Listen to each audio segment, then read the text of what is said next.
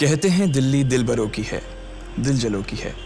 कहते तो ये भी हैं कि दिल्ली दिल फरेबों की भी है। और लकी यानी कि लक्ष्मण लाल अग्रवाल में ये सारे गुण मौजूद थे। लोग उसकी शक्ल को देखकर ही कह देते थे, अबे दिल्ली से हो क्या। लकी वैसे दिखने में स्मार्ट और अट्रैक्टिव था, पर जेब से खस्ता हालत होने की वजह से रहता बेहद सिंपल तरीके से था। शर्ट का रंग उड़ा हुआ और पैंट से पैबंद जुड़ा हुआ। कहने को तो उसकी उम्र के लड़के दिल्ली की सड़कों पर रात को मोटर बाइक दौड़ाते थे, लेकिन लकी उर्फ लक्ष्मण लाल अग्रवाल सिर्फ कमरे से कॉलेज में पढ़ाई और गर्लफ्रेंड डिम्पल के साथ थोड़ा वक्त बिताना, फिर कॉलेज से दुकान, दुकान से जब होम डिलीवरी आए तो वहाँ, और फिर घर चला जाता था। हाँ, कभी कभी जब वो किसी लड़के को खाली सड़क पर मोटर बाइक दंदनाते हुए देखता तो कहता, एक दिन अपना टाइम भी आएगा जब मैं चश्मा लगाकर बैठूंगा और पीछे डिम्पल को बैठाऊंगा। देखना, जब वो मेरी कमर में अपना हाथ कसेगी और मैं तेजी से मोटरसाइकिल को इंडिया गेट के आसपास दौड़ाऊंगा तो सारे दिल्ली का दिल हम दोनों को देखकर जलेगा। दुकान में रखा हुआ बर्नॉल भी काम नहीं आएगा। लकी ने कहा और अपने हाथ में बर्नॉल की क्रीम को दबा दिया। जैसे ही उसने क्रीम को दबाया, उसकी क्रीम बाहर आ गई। अबे गाधे, क्या कर रहा है? वो कोई स्पंज की गेंद है क्या जो उसे दबा रहा है? दुकान के मालिक ने उससे फटकारते हुए कहा और उसके सर पर एक चपत लगा दी। Sorry sir. लकी ने अपना सिर बचाते हुए कहा। वो करोल बाग में स्थित एक छोटी सी मेडिकल स्टोर पर काम करता था। उसकी दुकान का नाम था चमन मेडिकल स्टोर और उसके ओनर का नाम था चमन लाल। लकी पिछले 5 साल से इन्हीं की दुकान पर काम कर रहा था। यहाँ इस छोटी सी शॉप पर काम करना उसकी मजबूरी थी। लाइफ में कंगाली की वजह से उसे कॉलेज में पढ़ाई पूरी करने के लिए पार्ट टाइम जॉब करना था। उसने कई अच्छी जगह अच्छी तनख्वाह की नौकरी ढूंढी पर नहीं मिली और वो इस मेडिकल स्टोर पर ही अटक गया। गधे, अब इसके पैसे क्या तेरा बाप भरेगा? कटेगा। इसका पैसा भी तेरी तनख्वाह से कटेगा और एमआरपी से डबल रेट में कटेगा।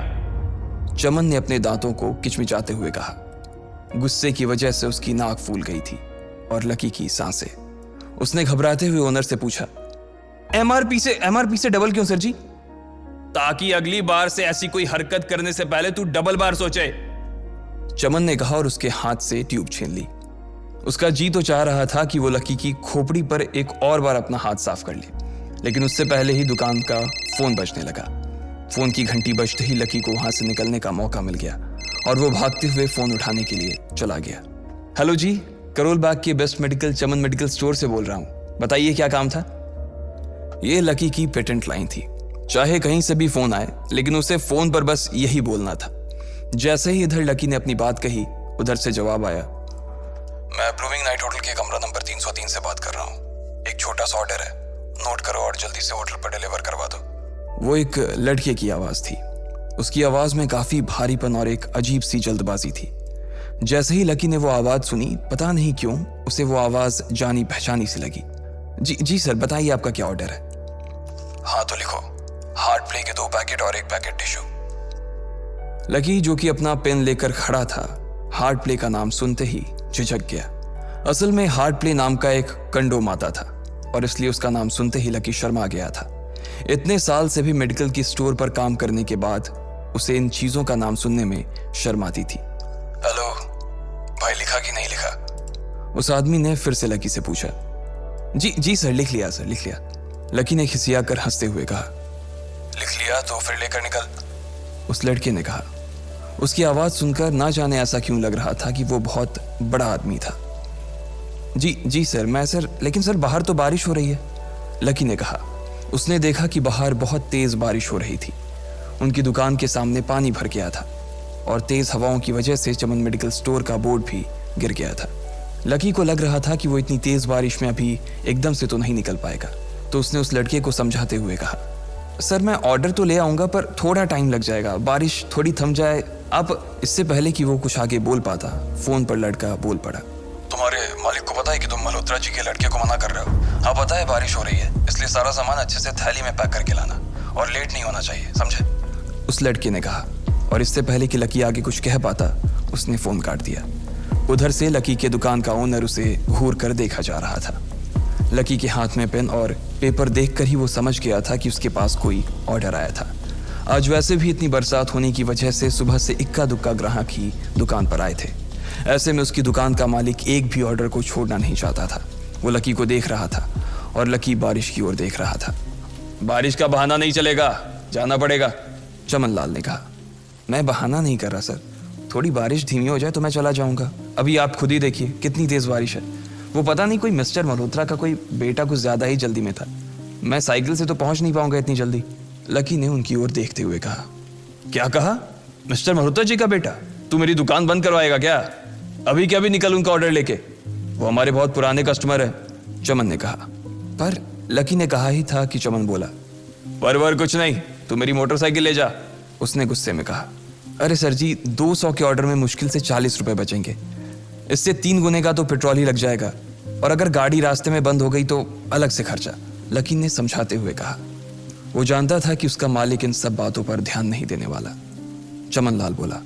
कोई बात नहीं, तू जा, चाहे जो हो जाए ग्राहक नाराज नहीं होना चाहिए, और वैसे भी वो मल्होत्रा जी का बेटा है। चमन लाल ने मोटरसाइकिल की चाबी लकी की ओर उछालते हुए कहा। लकी ने चाबी ली। उसे देखकर उसके अंदर मिक्स फीलिंग आ गई। एक तो वो बहुत खुश हुआ कि बड़े दिनों बाद बाइक चलाने को मिलेगी, पर वहीं दूसरी तरफ दुखी इसलिए हुआ कि बाइक मिली भी तो ऐसी तेज बारिश में, अगर खराब हो गई तो इसकी चपत भी उसके सिर पर ही पड़ेगी। वो मुंह लटकाकर रेनकोट और हेलमेट पहनते हुए वहां से निकल गया। बाहर आकर बाइक को देखा तो लकी ने मन में सोचा, चलो ठीक है, जो होगा देखा जाएगा, कम से कम बाइक तो चलाने को मिल रही है। दरअसल लकी इतने साल काम करने के बाद भी अपने लिए एक मोटरसाइकिल नहीं ले पाया था। लकी की तनख्वाह ही इतनी भर थी कि सिर्फ उसके कमरे का किराया, उसकी साइकिल में डालने वाली हवा का खर्च, बिजली पानी का बिल और डिम्पल के साथ महीने में 1-2 बार बाहर खाने का खर्चा ही निकल पाता था। उसे डिम्पल की कही बात अक्सर याद आती थी। लकी, अगर अगले 2 महीने में तूने बाइक नहीं खरीदी ना तो मैं तेरे से ब्रेकअप कर लूंगी, देखना। असल में डिम्पल को लकी के साथ बाइक पर घूमने की बड़ी तमन्ना थी। लकी की इस उजाड़ जिंदगी में एक वही तो थी जिसके लिए जिंदा रहने को उसका जी चाहता था। जब भी वो उससे बाइक की बात करती तो लकी डिम्पल की इस बात को हंस कर टाल देता था। वो अपने मन में इस बात को अच्छे से जानता था कि डिम्पल उससे बहुत प्यार करती थी और वो उससे कभी छोड़ कर नहीं जा सकती थी। वो दोनों एक दूसरे में ऐसे घुले मिले थे जैसे बादल बरसात में घुल जाती है। लकी को डिम्पल बहुत पसंद थी और वो उसके लिए दुनिया जहां की खुशियां खरीद कर ला देना चाहता था। वो चाहता था कि एक दिन वो डिम्पल को प्लेन में बैठाए, लेकिन उसके ये सब ख्वाब इस कम तनख्वाह की नौकरी की वजह से कभी पूरे नहीं होने वाले थे। पर आज उसके पास एक मौका था। वो डिम्पल को अपने साथ इस बारिश में राजपथ घुमाना चाहता था। वो उसे दिल्ली दिखाना चाहता था। चमन लाल को देने के लिए उसने पहले से ही बहाना सोच रखा था। बस जल्दी से वो ये डिलीवरी देकर सीधे डिम्पल के पास ही जाने वाला था। उसने होटल ब्लूमिंग नाइट के बाहर मोटर बाइक पार्क की और सीधे होटल के अंदर चला गया।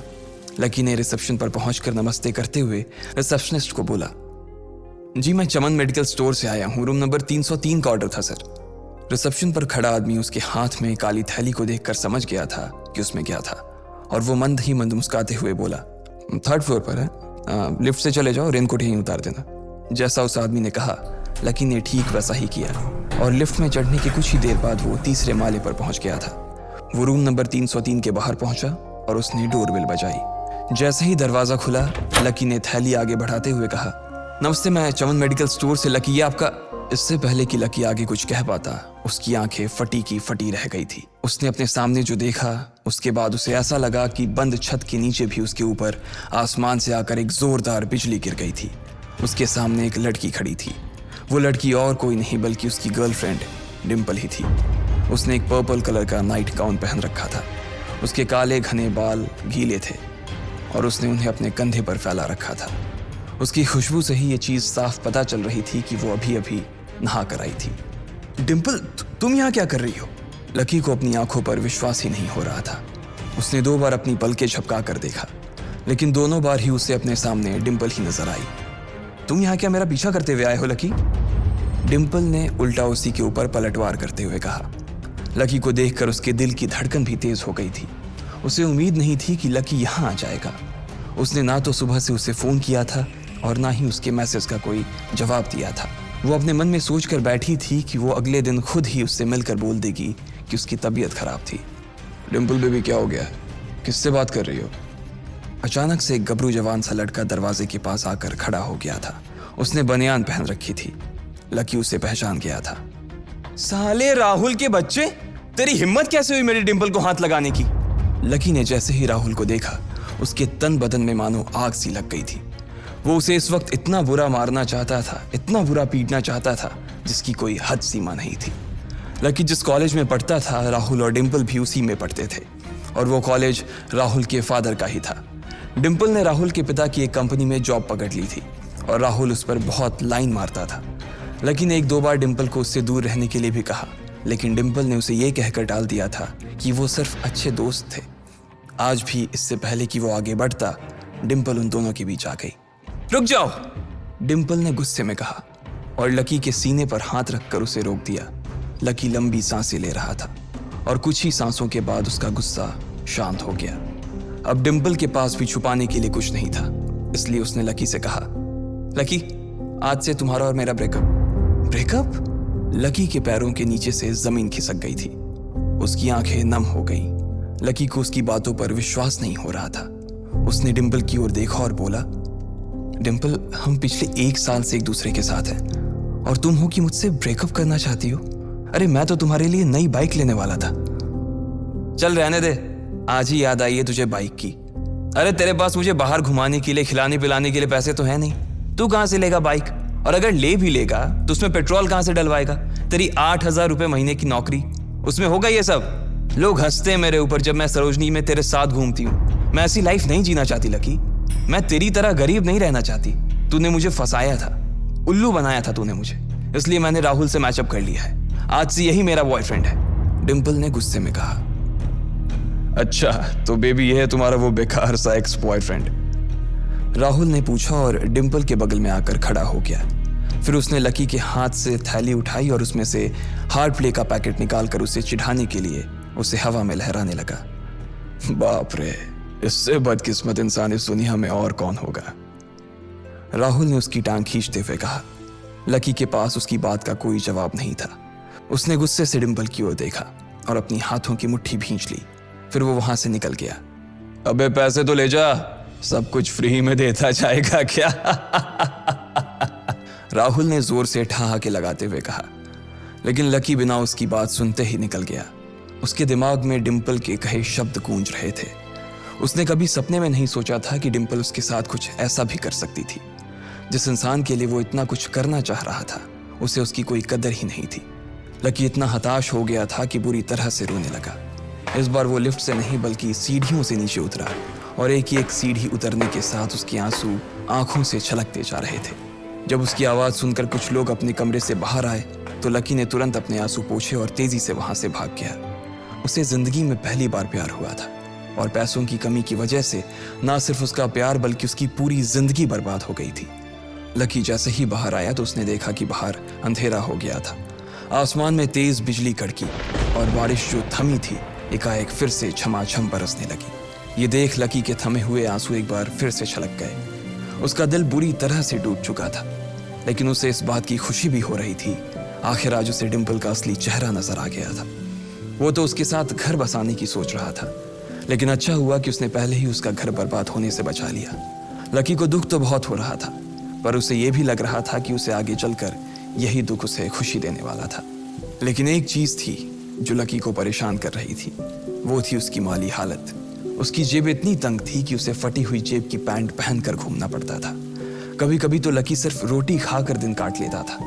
वो कब से कोशिश कर रहा था कि कोई अच्छा काम पकड़ सके, लेकिन उसे कोई काम देने को राजी नहीं था।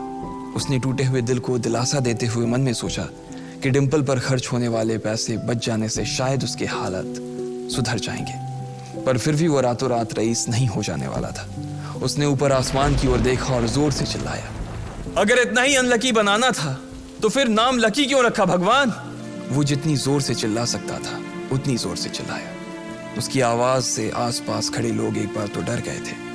लकी ऊपर ही देख रहा था और उसके आंसू बारिश के पानी के साथ मिल गए थे। जैसे ही वो फूट कर रोने को था, तभी उसके फोन पर एक मैसेज आया। जैसे ही लकी ने अपना फोन निकालकर उस मैसेज को पढ़ना शुरू किया, उसकी तो आंखें ही चमक गई। अचानक उसके आंसू हंसी में बदल गए और वो जोर जोर से वहीं सड़क पर नाचने लगा। उस मैसेज में लिखा था, परिवार की रिसर्च और परिवार के निर्णय के हिसाब से अग्रवाल परिवार का वारिस लक्ष्मण लाल अग्रवाल उर्फ लकी ने गरीबी अभ्यास की परीक्षा को पास कर लिया है और आज से ही वो उस जमीन और उस जायदाद का मालिक हो जाएगा जो परिवार ने उसके नाम कर रखी थी। ये एक ऐसा मैसेज था आखिर कौन था लकी, क्या थी उसकी असलियत, और वो कैसे रातों रात ही अनलकी से लकी हो गया था? इन सारे सवालों के जवाब अगर आप जानते हैं तो प्लीज़ कमेंट बॉक्स में कमेंट करके हमें भी बताएं। और आगे की कहानी जानने के लिए हमारे साथ सुनते रहें लखपति सिर्फ पॉकेट एफएम पर।